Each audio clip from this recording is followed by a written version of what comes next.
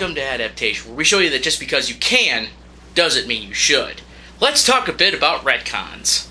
Retcons, or retroactive continuity, is the action where they rewrite a character's backstory in order to fit the narrative. To me, it was always a cheap cop-out, as they can avoid paying for names, likenesses, or going so far as to change the story based on editorial mandate. Sometimes it's the case of all three. A small offshoot of this idea is alternate continuity, where the origin of the character is the same, but the source material ends the story nice, tightly packed storyline, and the producers want to continue the story in a different way. The alternate continuity doesn't have to apply to something that has a closed ending. They can actually use this method to just erase certain storylines that aren't too appealing to the public interest. Although it is a small offshoot, it's still a subcategory of retcons. Which brings me to today's subject, Robocop the series. Before you start pissing and moaning, I know about the animated series before this, but I like to focus on the stuff that illustrates the many things that happen between adaptations. Going from one source to another usually degrades the property in question like a fucking Xerox machine. Sometimes with a show like this, when you take something as violent as the original Robocop movie then water it down for a wider audience, well, let's just say the smell of Limburger is ever present. But before we go off on too many tangents, let's start with our source material. We all know what happens, but for those out of the know, you might want to brace yourselves or even leave the room entirely. Robocop takes place in the near future where a massive corporation named Omni Consumer Product, or OCP for short, rules over the city of Old Detroit with the prospect of building a new corporate-owned city called Delta City. To clean up the town, OCP buys out the Detroit Police Department and starts enacting a new mechanized enforcement force, which, the squeamish might want to avert their eyes.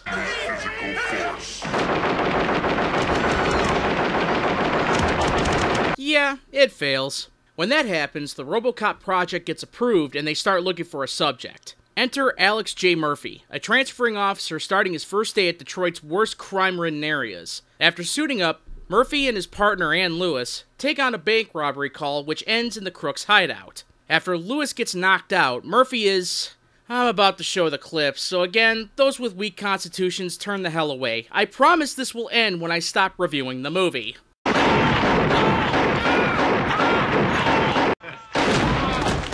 After being declared dead in the ER, OCP takes it upon themselves to use Murphy as a subject. After what I assume is months of work, Robocop is placed online and he starts cleaning up the streets of Detroit in a very brutal manner. The rest of the movie follows what's left of Robocop's former life as Murphy starts finding the scumbags that killed him, as well as unseating Roddy Cox from his position at OCP because he's unhappy about not getting his robotic asshats approved.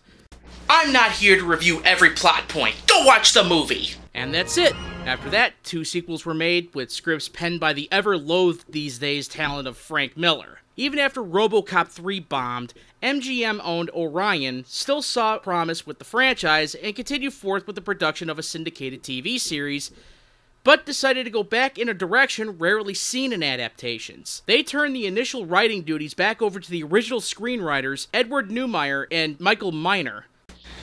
Although they didn't continue writing the series, the show itself wasn't really all that bad. Now, before I get to the quote downfall of the series, why don't we stick with procedure and start with the characters? Let's start with the man, the myth, the ultimate metalhead himself, Robocop, played by Richard Eden. Still keeping with the original origin, Alex J. Murphy is killed in the line of duty and resurrected as Iron Man's cousin of crime fighting. Built with the best OCP has to offer in the field of criminal apprehension, Robocop proves not only to be a great cop, but also a strong-willed fighter against losing himself to the mechanical. Eden does a great job in mimicking the stiff robotic movements of his character, played by predecessors Peter Weller and Robert Burke. Although with physical demands of the character, Eden also pulls off the idea of the ghost in the machine struggle, being mechanical while trying to keep his human side intact. Pulling off emotionless with emotion isn't exactly easy. Robocop isn't Superman, so help is sorta needed. Enter Detective Lisa Madigan. She's Lewis. Face it, in this alternate reality of Robocop's existence, this was the woman that Murphy met the day he transferred. Like I said before, retcons are performed when paying for a likeness or even a character's name is out of the question. I guess if I got to make a comparison of Madigan and Lewis, they have the same hard-nosed, no bullshit attitude with the difference that they look different. That and Madigan looks a hell of a lot better. Upon acing a detective testing course in the pilot, Madigan becomes a detective as an aid to make the stories more interesting. I mean, it would have been like watching Cops with the Cyborg if they didn't make that change. Contestant number 3 is Sergeant Stanley Parks. Think Sergeant Reed. That's it. Same guy, different name, just like Lewis. Other than that, he adopts a worthless character.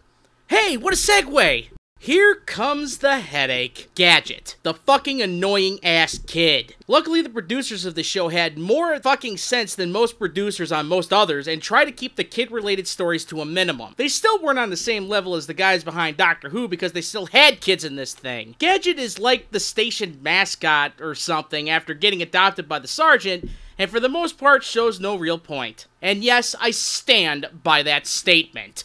Who thought a character who wasn't a kid would be a contrivance? Diana Powers. Once the secretary of an OCP executive, Diana was killed by said executive to have her brain shoved into something called the MetroNet NeuroBrain, a citywide automation network. The bad thing about this character is she is a living Deus Ex Machina. When normal crime prevention doesn't work, the bitch pops in and finds that one piece of information to make the story end. It's as bad as every nerd character in every bad sci-fi heist movie being able to do that last-minute keystroke pound to reveal who the bad guy is or save the day. In other words, she's a fucking plot device. Not bad looking, though. No wonder Dennis Leary married her. No, honey, you like this look you always did. We're not gonna have sex in the... Seriously. With everyone in friggin' Detroit trying to kill your ass because, well, you're a cop in Detroit, you need someone to pop out your dents, which leads me to Charlie Lippincott, Robocop's personal mechanic. Charlie is mostly the Metro South tech flunky, replacing that Lazarus chick from the third movie, thank God. The guy is a dateless dork who touches the same guy on a daily basis and uses a lot of lube on him.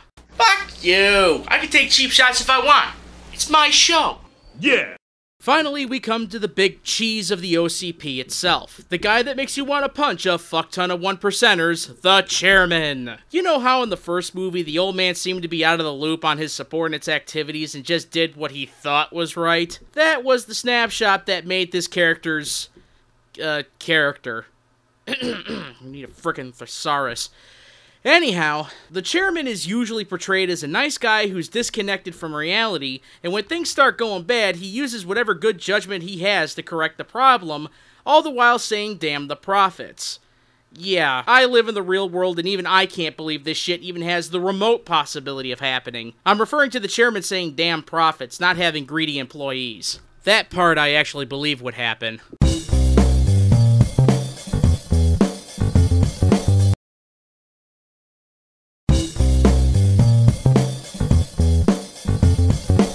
Other characters include Murphy's wife and kid, and various criminals that seem to appear from time to time, which sends us into the plot and design. Robocop's suit looks extremely good, even for television standards. The stories are, of course, missing the heavy violence from the movies, but makes up for it most of the time by having actual police investigation stories and criminal intrigue. Some of the stuff is downright clever, but it isn't spotless. Most plots center around political, economical, or sociological aspects of the world created by OCP as Robocop deals with his shortened humanity. The media break segments return, giving plot exposition. A running commentary show called What's on Your Mind is used to let characters explain actions, laws, or other instances of the world around them, and animated commercials with the character named Commander Cash poking fun at the animated mascots, shoving commercialism down people's throats. Old Detroit looks like a hellhole. That's like saying Detroit looks like Detroit. Redundant, I know. And OCP HQ, as well as Delta City as a whole, looks damn impressive. Keeping the continuity from the movie in that all the normal Detroit police cruisers are, in fact, Ford Tauruses was very nice, and outfitting Robocop himself with a brand new Ford Mustang was an odd choice, but still a fitting one to me. Then again, Ford donated the vehicles, so I guess it's not a surprise they managed to get a Mustang in there. I mentioned a good number of times about the violence being absent, but how do the writers combat that? Well, they started looking into the other abilities the big guy had, such as using non-lethal lethal ordnance, using his gun to shoot guns out of the hands of other people, or to knock out the legs of furniture to fall on people. Lots of different ways. Above it all, Robocop no longer kills. Now, I'm a passing fan of this franchise. I would go see a new Robocop movie under the consideration that being the last two movies, Robocop Alpha Commando and Robocop Prime Directive, sucked absolute ass. If they got their heads out their ass, absolutely, no problem. Here's my money, take it. Otherwise, am I really all that upset that I don't see blood on TV? Well, it was 1994. At this point, Michelangelo was no longer allowed to use nunchucks to fight the Shredder, but Leonardo and Raphael were still using sharp weapons. I would be mad, but we are talking about some dumb standards and practices, people. It's like those kids in kindergarten that eat the paste. Can you really be mad at them? Well, only if you needed the paste for your mom's macaroni picture, but even then, you'd ask the guy next to you for some. I know something like this got notoriety because of all the gore and the guy melting, but TV isn't exactly meant for seeing dead bodies. Now, before you start losing your shit, I'm going to tell you right now, I am not at all cool with censorship. People beating the shit out of each other? As long as it's simulated or in a controlled instance with people of equal measure. Blatant gunplay? Sure, why the fuck not? Explosions? Oh, yes please. People getting their heads split open in a violent and gruesome manner? Let's leave that in the movie theater. There's just some things that can't be on TV because, in the most moral of senses, it just ain't right. You can have a head splitting open only if the guy died by some unrelated cause and he donated his body to science. I'd rather see that shit on the Discovery Channel because I have a problem with finding entertainment and watching a guy's last few seconds of life. Which, might I add, they satirize on this show too. Weird, right? It's amazing how this show takes the concept of the evolving human need for bloodlust and fucked up justice in their entertainment, which is kind of ironic seeing how this franchise became popular. What's even funnier, they twist it to make it a message. Take for example in the episode Inside Crime. A TV show called Inside Crime hits airwaves showing actual acts of crime being committed for an audience. For a taping, the criminals in question send in an anonymous phone call to OCP Media, and after a camera crew meets them, the criminals commit the crimes wearing masks. In the midst of a heist, Robocop responds to a silent alarm and accidentally unmasks one of the goons, revealing it to be some deformed dipshit named Putface Morgan, one of Robocop's major enemies. Yeah, these two have kind of a Batman-Joker thing going on, considering that Robocop can't kill anyone anymore. After being unmasked and having a fight with Robocop, the ratings on the show soar, causing the host of the show to start fixing the appearances of the scumbag on the show just to gain more viewers. This has the unrealistic backlash of kids around town thinking this ugly lump of Play-Doh is something of a role model. Why would a little boy want to be Putface Morgan? 'Cause he's so cool. Come on, does anyone really want to look like they put their face in a fry daddy? Early in the episode, the sheer stupid coming out of people is just staggering. After the opening credits, Madigan and Parks are being interviewed by the Geraldo Rivera clone with the two crew members that filmed the crime. The sue-happy nature of man also got a fair amount of screen time using the old neck brace equals truth gambit employed by the cameraman. Just listen. Well, who unmasked Putface anyway? Well, from the clip, I would definitely say that he unmasked himself. What makes it worse is this guy points out his buddy's neck. This particular dipshit decided to go flying over a fire escape railing off of what I'm assuming was a 6 or 7 story fall. And what makes it worse is, just listen to this steaming pile of bullshit. He totally ignored our safety. Marty here was almost killed. Robocop saved his life. Yes, and gave him one of the worst cases of whiplash the doctor has ever seen. You know, Robocop could have not caught him and let him run headfirst into the ground. Well, let me think. Whiplash, head busted open on the ground. Do I have to spell it out with a big red marker? Need more satire? In the episode Robocop vs. Commander Cash, kids all over Delta City are going insane for this useless chunk of corporate drivel which, by the by, is OCP's animated superhero of the economy. Not a Limburger, but more like a Gouda.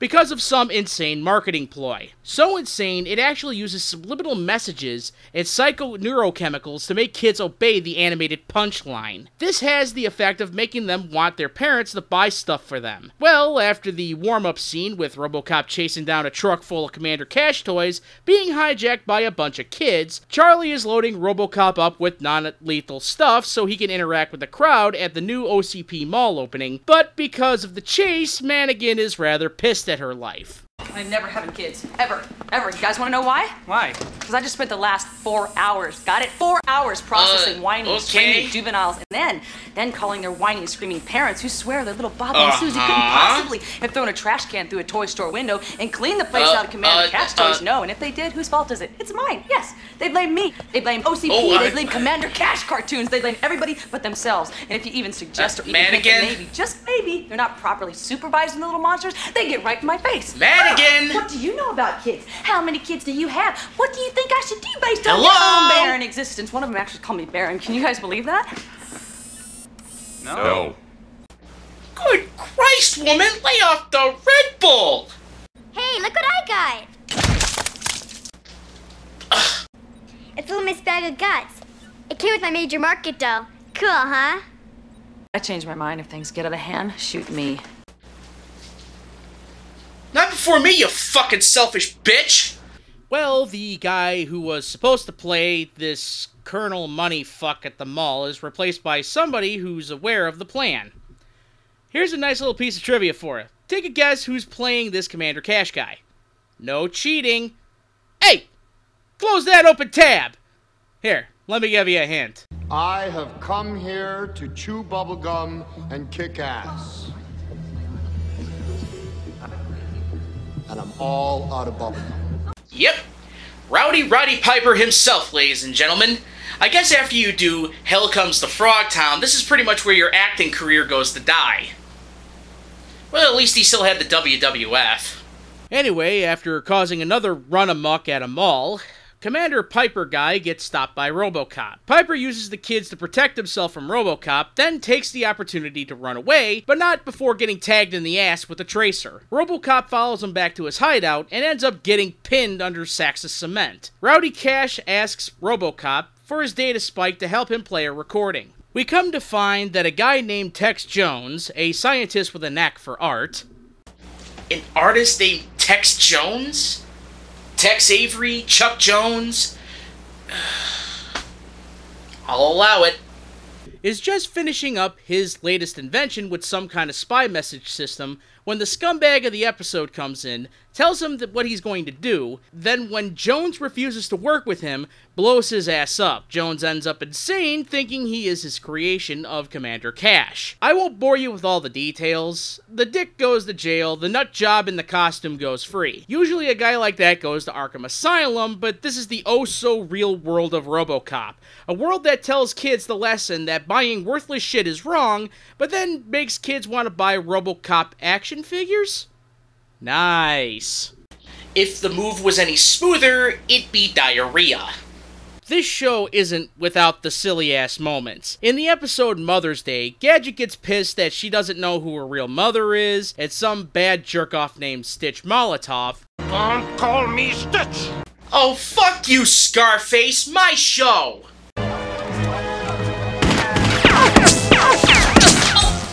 Alright! You don't need to be such a pussy about it!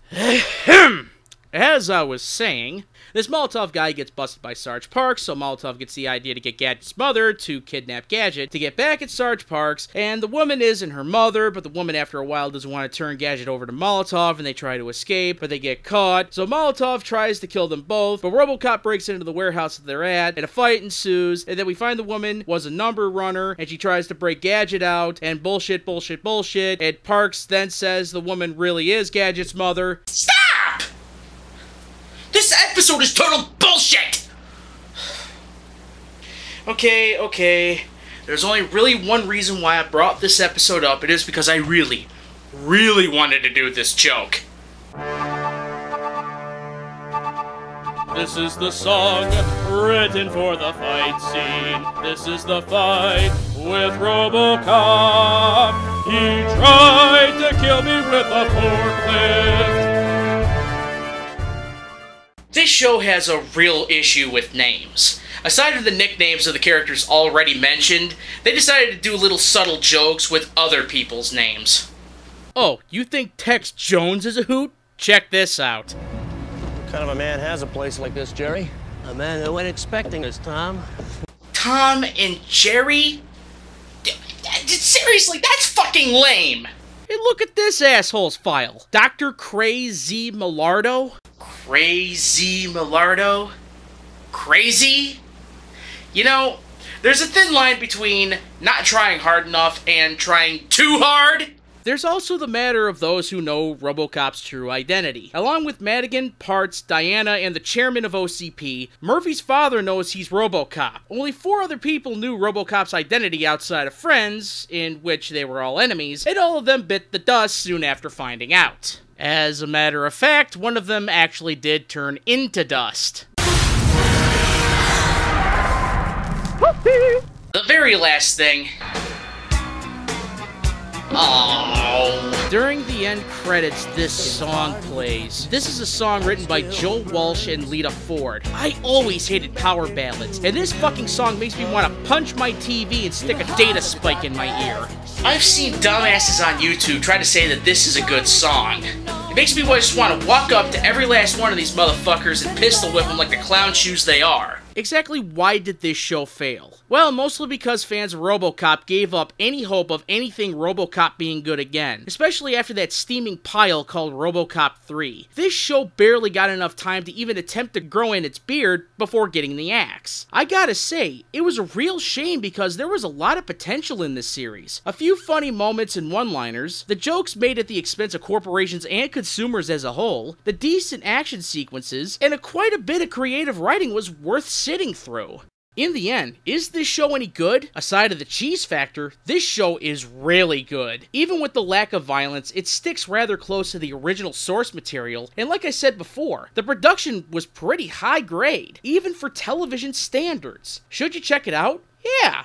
At least give it a once-over, but you gotta remember, this has been watered down. This is one of those instances that just because it took something away doesn't mean it's totally ruined. We have to remember to look at it from the perspective what stayed against what changed. To me, this is good enough to watch again in my opinion. Thank you for your cooperation. I'm Richie McAllister reminding you not to get caught watching crap.